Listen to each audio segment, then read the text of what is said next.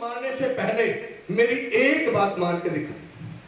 उन्होंने सोचा चलो एक इसकी आखिरी बात है, ये पूरी कर देते हैं। उसने कहा कि मेरी एक बात मान ले। उसने कहा जी बताओ। उसने कहा यदि माने तो मैं बताऊं। ने बोला जी पक्का वादा रहा, मैं आपकी एक बात मान लूंगा। ने बोला फिर आपने तो मौत के घाट उतार दूंगा मैं।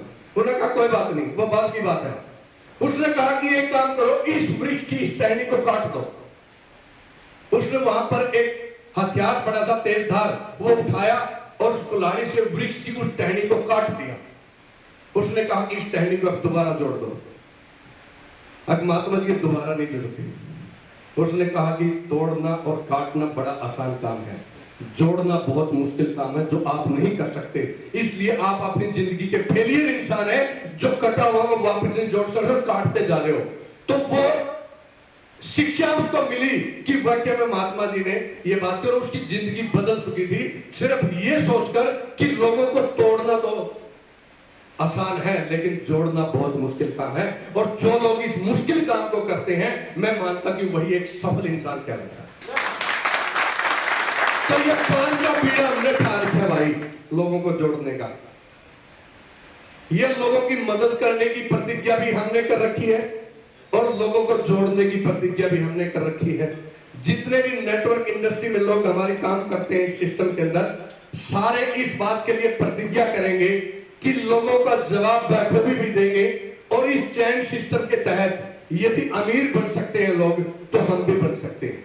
तो प्यारे साथियों, बहुत से साथियों को आपने सुना होगा, आज जिंदगी बदल चुकी है इस चैन सिस्टम की वजह से। मेरी जिंदगी बदली। मैंने महसूस किया एक सिपाही की नौकरी करते करते पूरी जिंदगी बीत जाती, अगले 2-3 साल के बाद मैं रिटायर भी हो जाता। बट इस सिस्टम से मेरी लाइफ में परिवर्तन हुआ और 2008 में मेरी जब पहली रॉयल्टी हुई, उसके बाद मैंने नौकरी बखूबी छोड़ दी थी 2009 में, सरकारी जॉब को छोड़कर और फुल टाइम किया इस बिजनेस को। अगली रॉयल्टी 2011 में थी। तो प्यारे साथियों, बाकी की बातें तो बहुत सी आप सुन चुके होंगे। एमडी साहब हमारे बीच में बैठे हैं। मैं धन्यवाद करता हूं आप सभी साथियों का, पूरी टीम का, पूरी मैनेजमेंट का, कि आपने मेरे को बोलने का मौका दिया। और इन्हीं शब्दों के साथ आप सभी का आभार व्यक्त करता हूं। धन्यवाद। एक बार जबरदस्त तालियां हमारी ग्रेट कंपनी डॉफी ट्रन मार्केटिंग के लिए। और उससे भी जबरदस्त तालियां चाहूंगा हमारी कंपनी के सीएमडी, हमारे अन्नदाता श्री प्रदीप कुमार जैन जी और प्रवीण कुमार जैन जी के लिए जबरदस्त तालियां। तो दोस्तों, मेरी औकात नहीं है आज बोलने की, क्योंकि आज इतनी महान हस्तियां रॉयल्टी अचीवर हमारे बीच में बैठे हैं। तो सॉरी, मैं ज्यादा नहीं बोल पाऊंगा, सिर्फ नाम बताऊंगा। नाम मेरा विनोद वर्मा और डिस्ट्रिक्ट करनाल से हूँ और इस वंडरफुल बिजनेस को भी सीख रहा हूँ और सीखते सीखते यहाँ से 12 लेवल ले चुका हूँ। और अगर टोटल इनकम की बात करूँ 1 करोड़ 30 लाख रुपया मैं यहाँ से अचीव कर चुका हूँ। दोस्तों, जब इस व्यापार में आया था तो ज्वाइनिंग के पैसे नहीं थे।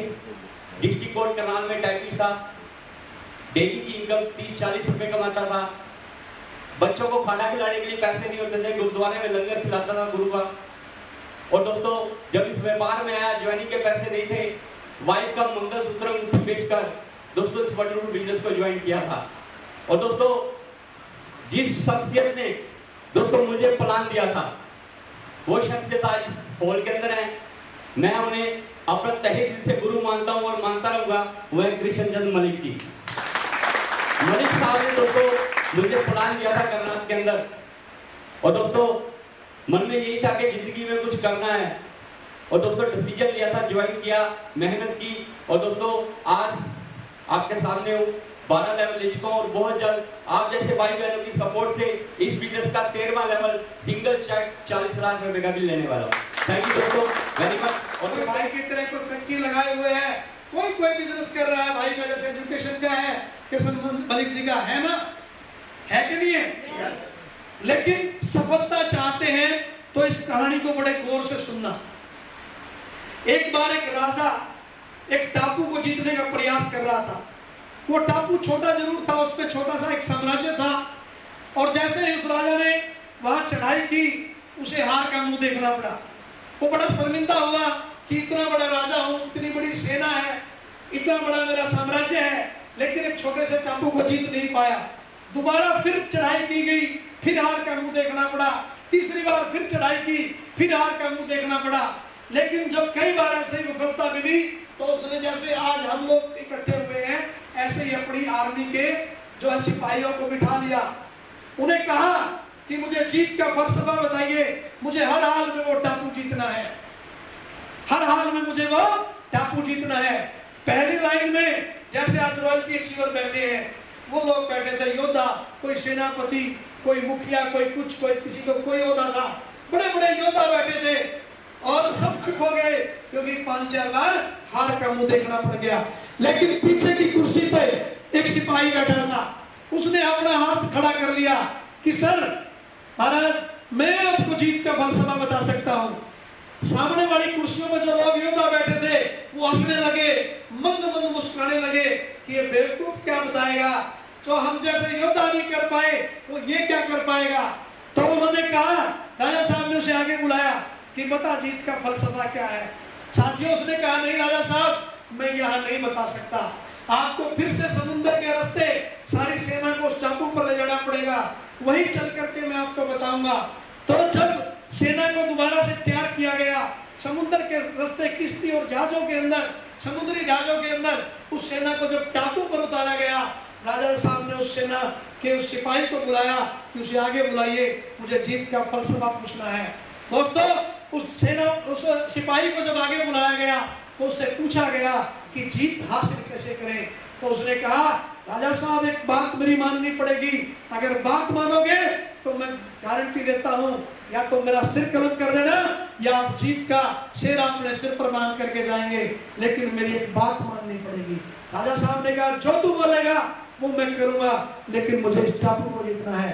उसने किश्ती और जहाजों की तरफ उंगली करी, उनको दिखाया समुद्री जहाजों की तरफ उंगली करके कि राजा साहब, जितनी भी ये किश्ती और जहाज हैं, इनमें आग लगा दी जाए। राजा साहब ने कहा, तेरा दिमाग खराब हो गया है, वापिस कैसे जाएंगे। उसने कहा, राजा साहब, मेरी एक बार इस बात को मान लें, आप इनको आग लगा दीजिए, मैं गारंटी देता हूं फतेह करेंगे। साथियों, राजा साहब ने उसकी बात को मान लिया, किश्ती और जहाजों को आग लगा दी गई। अब क्या बचा? हेलो, क्या बचा?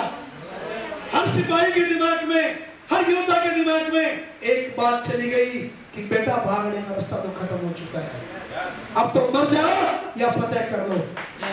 समझ पा रहे हैं क्या? हेलो, या तो मर जाओ या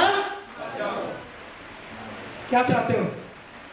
फतेह करना चाहते हो? फतेह करना चाहते हो? उन ऑप्शंस को खत्म करना पड़ेगा। विशेष तौर पर जितने भी रॉयल्टी अचीवर यहाँ पर आज पहुँच पाए हैं, उन सभी का स्वागत, हार्दिक अभिनंदन। कि डीटीएम की एक परंपरा रही है कुछ बढ़ाकर देने की, घटाकर देने की नहीं रही है।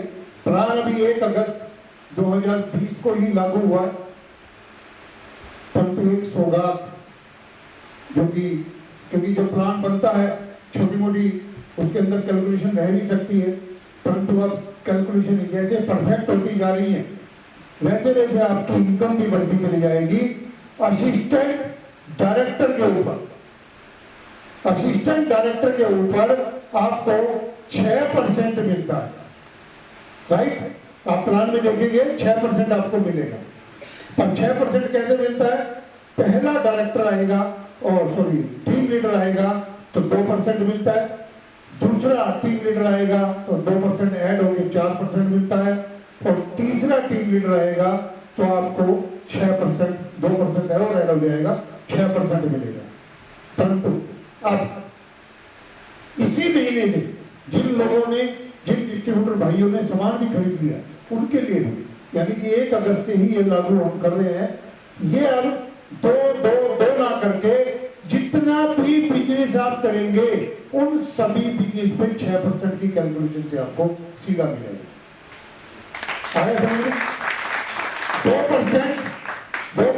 2% नहीं मिलेगा।